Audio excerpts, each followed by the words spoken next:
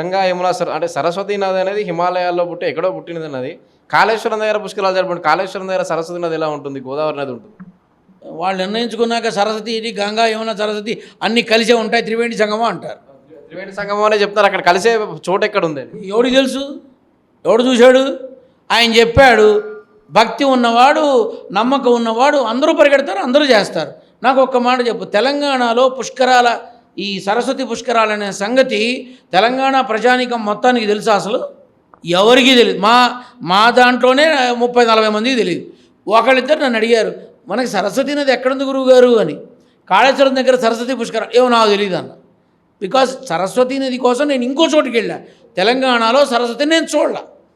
కాళేశ్వరంలో వచ్చేది త్రివేణి సంగమం అని, సరస్వతి పుష్కరం అని వాళ్ళు చెప్పారు, వీళ్ళు వెళ్ళారు. నేను వెళ్ళను, నాకు తెలియదు. గంగా యమున సరస్వతి అని ఉత్తరాదిన ప్రవహించే నదులు ఇవన్నీ. కానీ కాళేశ్వరం దగ్గర త్రివేణి సంగమం అని పెట్టి తెలంగాణలో అంటే మొదటిసారిగా రాష్ట్ర చరిత్రలోనే సరస్వతి పుష్కరాలు అంటే సరస్వతి నది లేకుండా పుష్కరాలు ఇలా జరుగుతాయి. ఒరే పిచ్చివాడా, నువ్వు నది గురించి అడుగుతున్నావు. ఇక్కడ తలుచుకున్నారంటే సముద్రం కూడా తెచ్చేస్తారు హైదరాబాద్లోకి. నువ్వు భలే ఉన్నావే. పిచ్చివాడివి కాకపోతే వినేవాడు చెవిటివాడైతే మూగోడు కూడా ఎస్పి బాలసుబ్రహ్మణ్యంలా పాడానని చెప్తాడట. అంటే ఇప్పుడు ఎవడు ఈ వెధవైనట్టు? అందరూ చూస్తూనే ఉన్నారు, అందరికీ అన్నీ తెలుసు.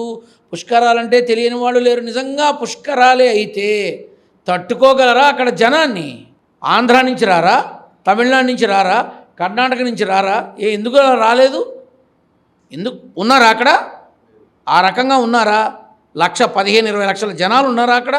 లేరు. ఎందుకంటే అందరికీ తెలుసు.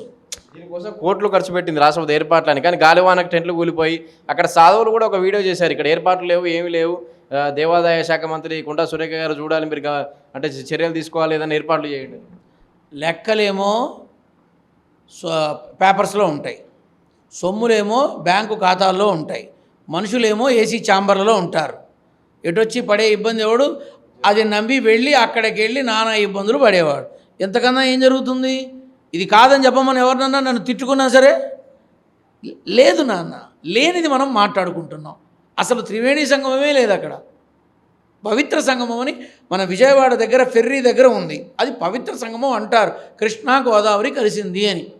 అంతే తప్ప ఇక్కడ నాన్న నిజంగా ఆ పుష్కరాలని జనమంతా నమ్మిన వాళ్ళైతే ఇవాళ తెలంగాణలో కాళేశ్వరం దగ్గర ఇసుక వేస్తే రాలనంత జనం ఉంటారు ఆ పుష్కరాల దగ్గర.